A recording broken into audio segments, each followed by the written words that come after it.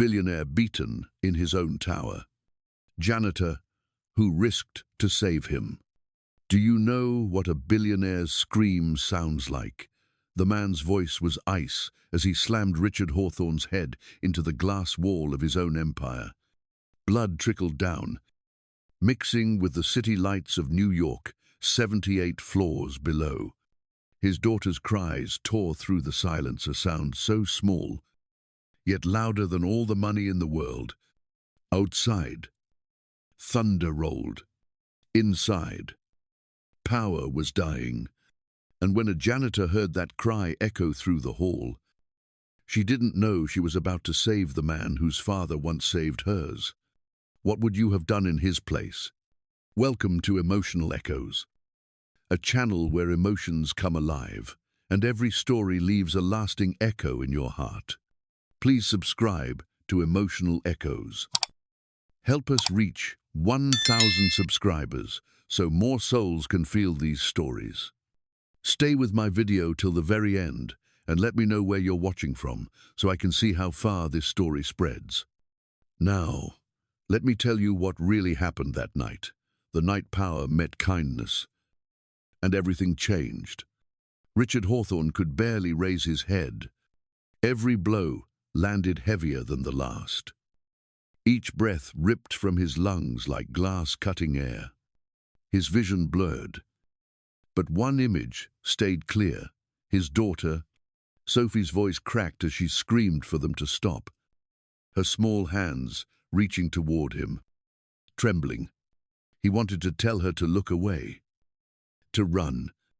But all he could think was, is this how it ends, my child watching her father die? Powerless to save him. The leader of the group crouched beside him, adjusting his tie as if nothing about this was personal. His tone was cold, businesslike. Mr. Blackwell sends his message. You sell your shares, or we finish this. Richard tried to speak, but blood filled his mouth. He fell against the glass wall, watching his reflection split into shards, a broken man inside the empire he built. Down the corridor, Maria Lopez pushed her cleaning cart across the polished marble floor. The office tower was silent, except for the hum of lights and the soft rhythm of her mop.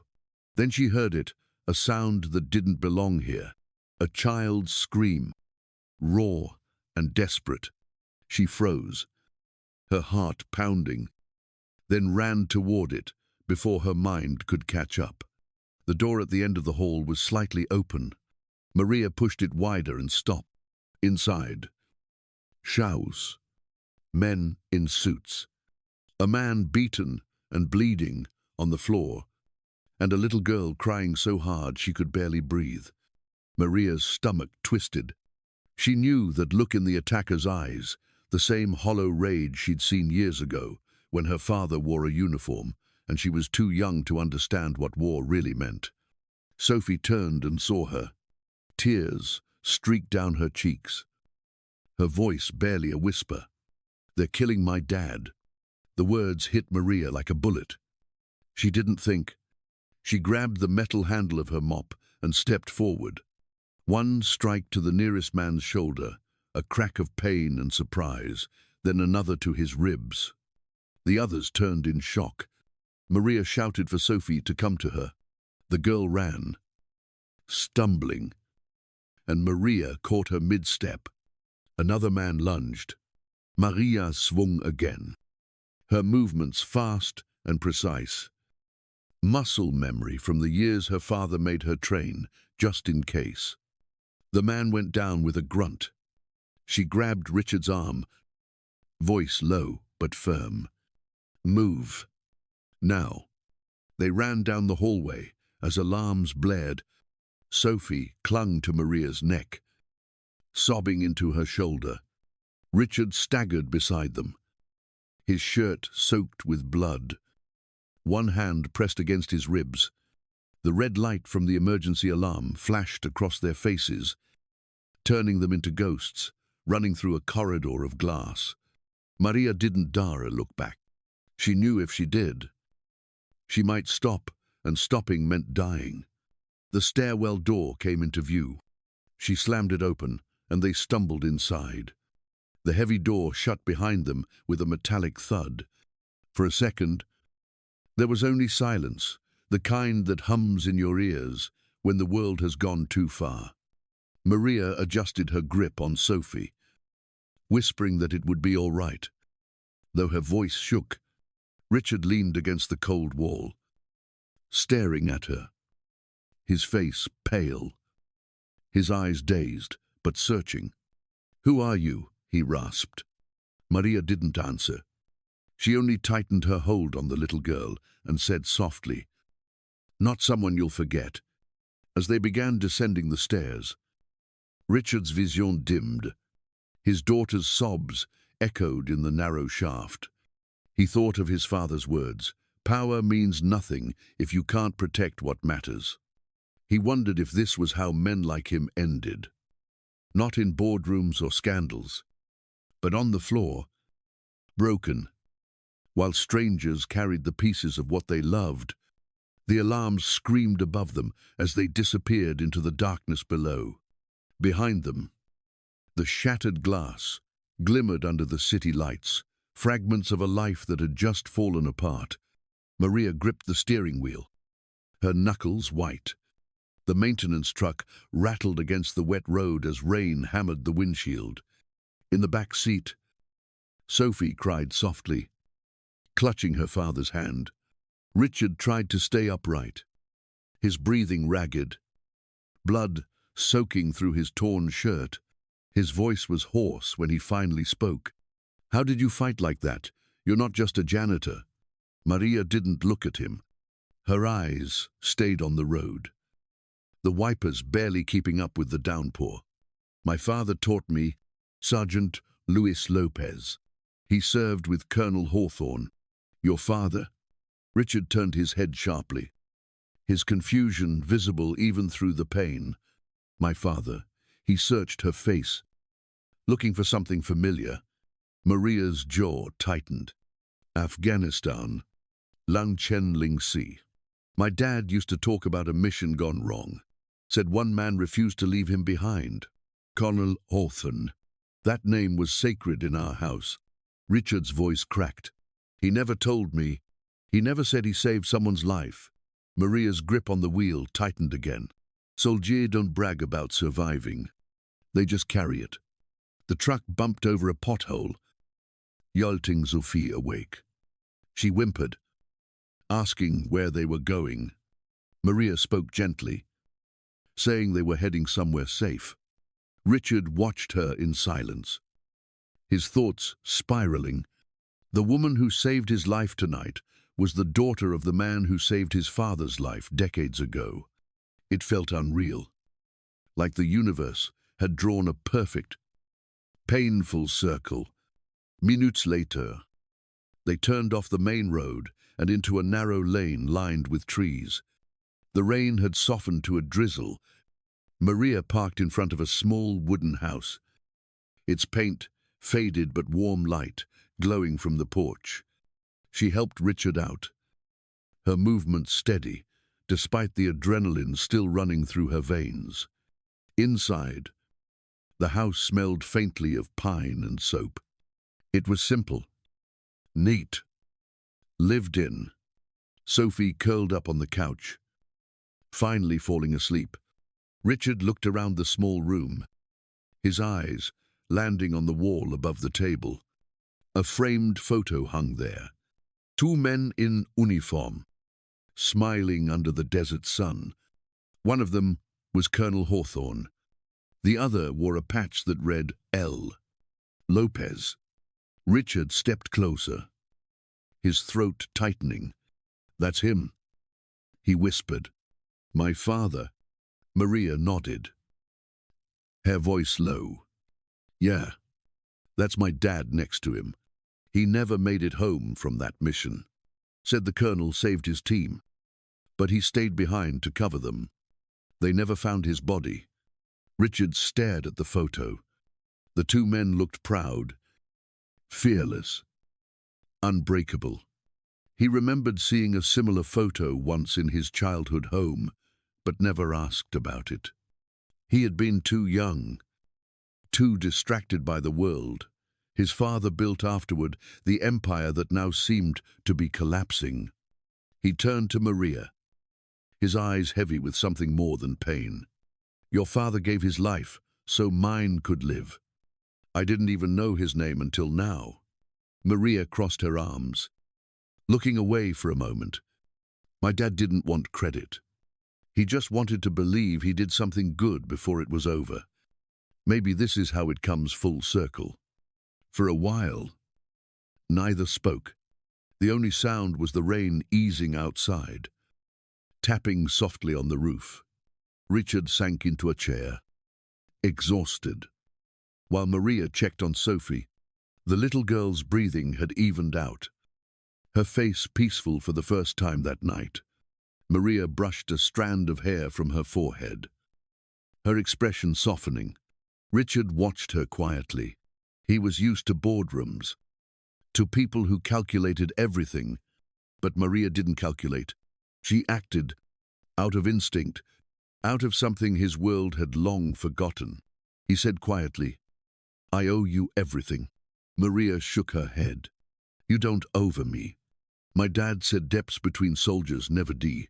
Maybe this was meant to happen." Richard tried to smile, but it faltered. His eyes drifted again to the photo on the wall. Two soldiers, two families, one thread of fate tying them together. The storm outside began to fade, replaced by a stillness that felt almost sacred. For the first time in years, Richard felt small in the best way, not powerless, but human. Maria turned off the last light and sat across from him. For a long moment, they said nothing. They just listened to the rain slowing outside, to Sophie's soft breathing, to the quiet hum of life still holding on. It wasn't peace. Not yet. But it was the first step toward it. Richard woke to the soft sound of movement. The air smelled faintly of antiseptic and coffee. His body ached. His ribs burned, and his head felt heavy. When his eyes adjusted to the dim light, he saw Maria sitting beside him, gently cleaning a cut on his arm with a steady hand. For a second, he thought he was dreaming. The night before still felt impossible. The beating, the escape, the woman who came out of nowhere. Maria's expression was calm, almost detached. As she worked, Richard tried to speak, his voice hoarse. "You could have run. No one would have blamed you." She didn't look at him. "My father used to say, you don't walk away when someone bleeds for what's right." Richard let the words sink in. They weren't just something she said. They were something she lived by. He studied her face, seeing how exhaustion lined her eyes, but never dulled them. He wanted to thank her, but the words didn't come. Instead, he asked the question that had been sitting on his chest since the night began. "How did he do your father? I mean..." Maria hesitated for a moment, then set the cloth down. She spoke quietly, like someone telling a memory too heavy to disturb. "There was a rescue mission. They were pinned down. My dad stayed behind to hold the line so the others could escape. Your father was one of them." Richard's throat tightened. He tried to imagine his father in that moment, young and terrified, saved by a man he never got to repay. Maria's voice softened. "He said he didn't regret it. He told my mom in his last call, if saving someone means my daughter grows up in a world with one more good man, it's worth it." She paused. "He's distant. I used to hate him for it, for leaving us. But tonight, I finally understood." Richard turned his face away, blinking fast. For years, he had admired his father for building an empire, for his leadership and success. But now he realized the real story was buried in someone else's sacrifice. The silence between them stretched, filled only by the quiet hum of the heater. He said softly, "I never knew what my father owed. Now I do." Maria gave a small nod. "Maybe he didn't tell you because he carried it differently. My dad used to say some debts aren't paid with money. They're paid by doing the right thing when no one's watching."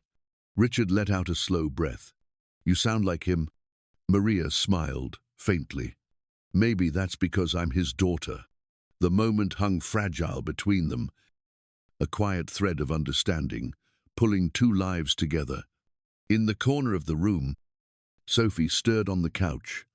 She blinked, sitting up, her small voice breaking the stillness.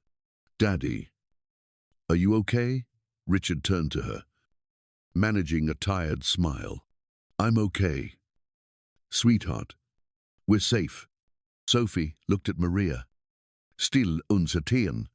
Then she asked, "Are you our friend now?" Maria crouched beside her, brushing the child's hair back. "Friend isn't the right word. Honey, we're family, just wearing different uniforms." Sophie thought about that, then smiled sleepily and reached out to hug her. Maria hesitated, then held the little girl close, her hands trembling for the first time all night. Richard watched, his eyes glistening, in that small, quiet house, surrounded by scars and ghosts. Something in him shifted. The man who once measured worth by power and profit now saw it in a janitor's steady hands and a child's trust. The storm outside had passed, but the one inside him had finally started to calm. When Sophie fell back asleep, Maria stood to leave. Richard spoke softly, almost to himself. "You saved my life, Maria, twice. If I'm honest." She turned, meeting his gaze. "No, your father saved mine first. Guess we're just keeping the tradition alive." Richard couldn't help but smile.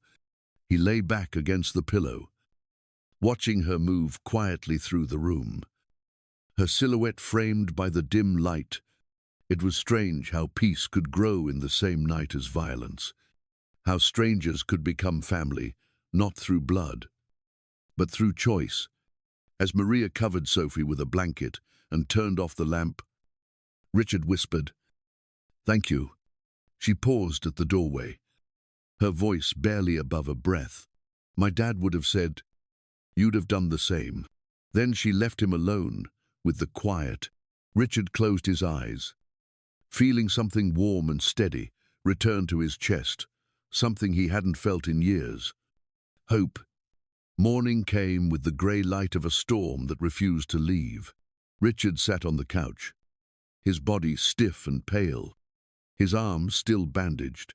The television filled the silence with breaking news. His photo appeared across every network. The anchor's tone was polished, rehearsed, cruel in its calm. Richard Hawthorne, CEO of Hawthorne Capital, is now under federal investigation for market fraud, insider trading, and financial manipulation. Reports suggest that the recent collapse of subsidiary firms may be linked to his actions. His company's shares have been frozen, pending inquiry. The headline at the bottom read, "From Billionaire to Betrayer." Maria stood by the window, arms folded, jaw tight. She didn't need to know much about the world of suits to smell the rot. Jonathan Blackwell's face appeared next on the screen. Sharp suit, perfect smile, eyes that hid the kind of cold power only money could buy. He spoke to reporters outside his Manhattan office, offering his deep concern for the market and his sorrow for Richard's alleged fall from grace. Maria felt her stomach twist. He wasn't just winning, he was rewriting the story. Richard's fingers tightened around the armrest. He knew exactly what was happening. Blackwell had friends in every boardroom and every newsroom. With a few phone calls, he could make a hero look like a criminal. He'd done it before burying whistleblowers, silencing journalists, buying senators' silence with donations dressed as charity. Maria turned off the TV, unable to listen any longer. Enough. You can't just sit here and let them destroy you. Richard's eyes stayed fixed on the dark screen, seeing nothing. What would you have me do? His voice cracked with exhaustion. You can't fight men like him. He owns the story. He owns the truth. Maria stepped closer. Then stop fighting like a CEO. Start fighting like a soldier. Richard looked up slowly, confusion flickering in his tired eyes. She didn't blink. Soldiers don't need press releases. They just need a plan. He wanted to argue, but she was right. He had spent his entire life controlling narratives, numbers, mergers, headlines. But this wasn't about business anymore. This was war, and he'd forgotten how to fight it. Richard rubbed his temples, his voice low. Blackwell's got the media, the board, the government. Even if I prove my innocence, he'll still win the perception. Maria crossed her arms. Then stop trying to look innocent. Start being true. The truth doesn't need to shout. It waits, and it outlives men like him. Richard stared at her, the weight of her words pressing through the noise in his mind. For years, he'd built walls of glass power, wealth, status, but none of them could protect him now. The only person who'd stood between him and death was a janitor with a soldier's heart. He let out a shaky breath. My father used to say, when you're outnumbered, you don't fight harder, you fight smarter. Maria nodded slowly. Maybe he got that from mine. Outside, thunder rolled faintly across the skyline. Inside, the air felt heavy but alive. Richard looked at Maria, and for the first time since the night began, he didn't see a stranger. He saw someone standing exactly where he once stood on the edge of loss, but still refusing to break. He turned toward the window, watching rain streak the glass.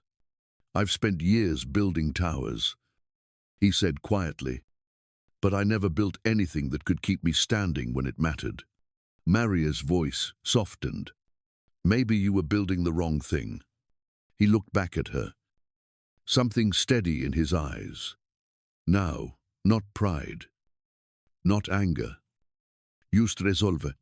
Whatever comes next, we'll face it. Together. Maria gave a short nod, the faintest trace of a smile on her lips. Good. Then, let's start by remembering one thing. His money buys silence. Ours tells the truth. The storm outside thickened, clouds pressing low over the city. Inside that small wooden house, two people, one born into power, one born into struggle, began to understand that survival wasn't about strength. It was about standing for something that couldn't be bought. Rain drummed softly against the roof. Richard lay awake on the couch, staring at the ceiling. His thoughts tangled in guilt and noise. The house was quiet, except for the steady rhythm of the storm outside. He turned his head and saw a faint light flickering from the small table near the window. Maria was sitting there, her shoulders slightly hunched, a candle burning low beside a framed photo of her father. Her lips moved quietly, whispering a prayer that no one was meant to hear. He watched for a long moment before speaking. Couldn't sleep either. Maria looked up, startled but not annoyed. Habit, she said softly. When I can't fix what's broken, I talk to him. Richard sat up, wincing at the pain in his ribs. He nodded toward the photo. He used to pray too. My father. Though for him, I think it was less about faith, more about forgiveness. Maria gave a small smile. Same man. Différent uniforme. They sat in silence for a while, listening to the rain. Richard finally said what had been sitting in his chest for years. My father once told me about a soldier named Lopez. Said he was the bravest man he ever met. Maria froze, her eyes filling with light and tears at once. He really said that? Richard nodded slowly. He said, your father had a kind of courage the rest of them only pretended to have, that when everything went wrong, he didn't look for someone to blame. He looked for someone to save. Maria covered her mouth with her hand. For a second, she couldn't speak. Her father had never been given a medal, never had his story told. To hear his name spoken that way, from the son of the man he died to protect, it was like hearing him live again. My mother always said he died a hero. Maria whispered, but I grew up thinking heroes were just people who didn't come home. Richard leaned forward, his voice low. Maybe they're just people who do the right thing when it hurts most. She looked at him, and for the first time since the night began, he saw something break in her eyes.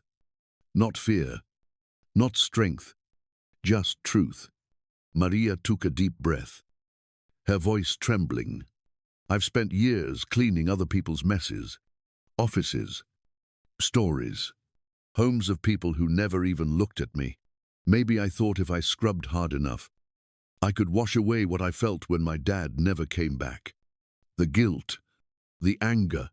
I thought it was my fault somehow, that if I had been enough, he would have stayed. Richard felt something shift in his chest. He moved closer, ignoring the pain. You've done more than enough. Maria, you saved a man you didn't know. You saved my daughter. You gave meaning to something my father spent his life trying to teach me. She shook her head, tears spilling now. I didn't save you. I just did what anyone should. Richard's tone softened. No, not anyone. Only someone who still believes people are worth saving. Her breath hitched, and then she broke. The years she held back every tear, every ache, every unanswered prayer came pouring out. She pressed her hands to her face, crying quietly, shoulders shaking. Richard didn't say anything. He just sat beside her, letting the silence hold them both. After a while, a small voice came from the hallway. Miss Maria, are you okay? Sophie stood there in her pajamas, hair messy, eyes sleepy, but full of concern. Maria quickly wiped her face and smiled weakly. I'm fine, sweetheart. Just talking to my dad. Sophie walked over and took her hand. Grandpa's proud of you. She said simply, he told me. Maria blinked, caught between surprise and disbelief. You think so? Sophie nodded. I feel it. He's smiling right now. Richard's throat tightened. He pulled Sophie close and looked at Maria over her head. Sometimes kids see the truth better than we do. Maria brushed a tear from her cheek and nodded. Maybe that's because they haven't learned how to hide from it yet. The candle flickered, its flame bending in the draught. Richard glanced at the photo of Luis Lopez, then at the empty space in his own hands. You know, my father once said something else about your dad. He said he didn't fight because he hated the enemy. He fought because he loved the people standing next to him. Maria smiled through tears. Then I guess he'd understand why I did what I did tonight. Richard reached out and placed his hand gently over hers. Thank you for not walking away. She looked down at their joined hands, the calloused worker's hand and the bruised hand of a man who'd once ruled the world. She whispered, maybe I just needed to prove to myself that I was still his daughter. Sophie climbed onto Maria's lap and leaned against her chest. Maria wrapped her arms around her, resting her chin on the little girl's head. The room felt smaller now, not because it closed in, but because it was full of warmth and grief, and something unspoken that bound them together. The rain slowed outside, turning into a gentle drizzle. The candle burned lower, the wax pooling near the base. Richard sat quietly, watching Maria and Sophie breathe in unison. The storm inside him was quieter now.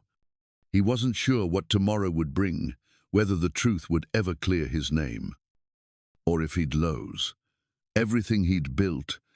But for the first time, he didn't care. What he had now was something he couldn't buy or rebuild. Maria looked up, her eyes tired but calm. She said softly, "I think our fathers would have been friends till the end." Richard smiled. They still are. They stayed like that. Three people held together by two ghosts who had once stood on the same battlefield. The world outside kept moving, the city lights blinking in the distance. But inside that little wooden house, time slowed. Maria leaned back, closing her eyes, and whispered another prayer. Not for forgiveness this time, but for peace. Richard listened, his own eyes closing, his hand resting lightly over hers. Sophie mumbled something in her sleep, a child's dream mixing with the rhythm of the rain. And in that small, flickering room, beneath the shadow of two soldiers long gone, their children found what they had been searching for all their lives. Not victory, not redemption, just the quiet grace of being seen, forgiven, and no longer alone. The world woke up to a storm that had nothing to do with the weather. Every news channel carried the same story. Jonathan Blackwell, head of Blackwell Holdings, was arrested after a series of leaked documents exposed his plan to manipulate the stock market and eliminate his rival, Richard Hawthorne. Video footage showed his hired men confessing to the attack at Hawthorne Tower. The evidence was undeniable. The man who once moved millions with a word was now being led into a police car, silent and pale. Maria watched from the kitchen table, her hands still holding a cup of coffee that had gone cold. She didn't smile, didn't celebrate. She only whispered a quiet prayer. Not for revenge, but for closure. Richard stood behind her, eyes fixed on the screen. When the news anchor said his name, he didn't feel pride, just relief. The kind that comes when a long nightmare finally ends. He exhaled slowly and turned away from the television. "It's over," he said. Maria looked up, meeting his gaze. "No, it's only right," she answered. "Over would mean forgetting. And you can't forget people who bleed for the truth." He nodded, understanding. A few hours later, reporters gathered outside his office as he returned for the first time since the attack. Flashing lights and microphones surrounded him. They shouted questions about the investigation, about Blackwell, about the night everything fell apart. One voice rose above the rest, asking who saved him. Richard paused for a moment, his expression steady but soft. "The daughter of a soldier my father once called the bravest man alive." That's all he said. Then he walked past them without another word. Cameras kept flashing. But the world didn't need more headlines. Some truths didn't belong on screens. Maria stayed home, avoiding the calls and messages that poured in once her name leaked online. She refused interviews, turned down every request.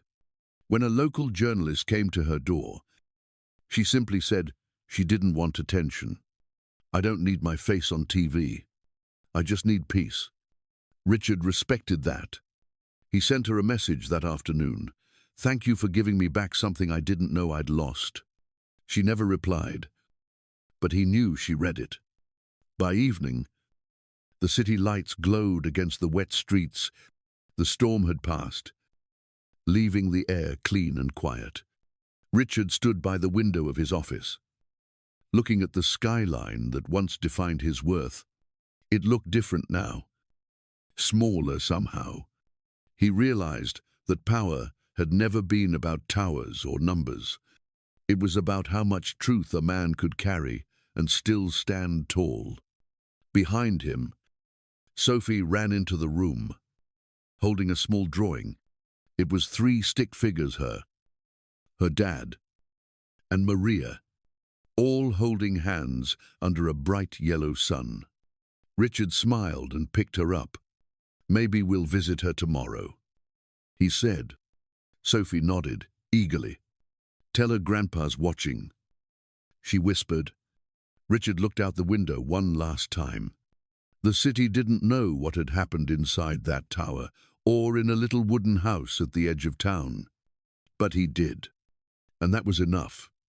The storm had tested everything he believed in. What remained was simple, unshackable, and real. Justice wasn't about punishment. It was about balance being restored. He whispered a quiet thank you to the man his father once called brave, to the daughter who proved it was true, and to the night that taught him what power really meant. A month later, Central Park was dressed in gold. The wind carried the scent of dry leaves and quiet laughter.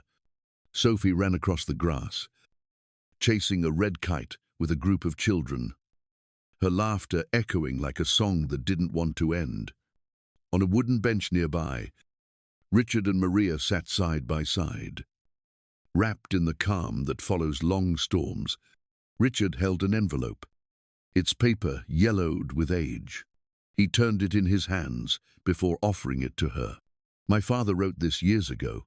He meant to send it, but never did." Maria frowned slightly and opened it. Inside was a letter bearing the official seal of the Department of Defense, a Medal of Honor recommendation for Sergeant Luis Lopez. Her breath caught as she read the words written in Colonel Hawthorne's steady hand. He called her father a man who faced fear without hesitation, who gave his life so others could go home. Maria's eyes filled as she ran her fingers across the faded ink. For so long she had carried the story of his death like a wound. Now, it felt like a promise finally kept. She whispered softly that she didn't deserve this. Richard shook his head. "Our fathers kept each other alive," he said.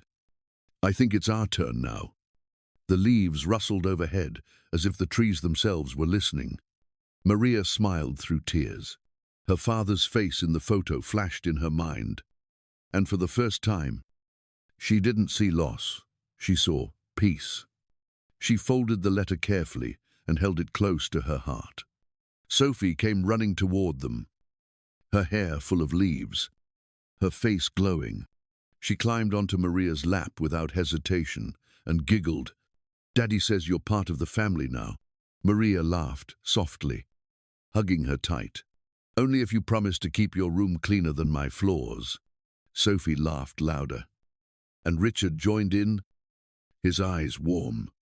The 3 of them sat together as the sun began to dip, its light turning soft and golden.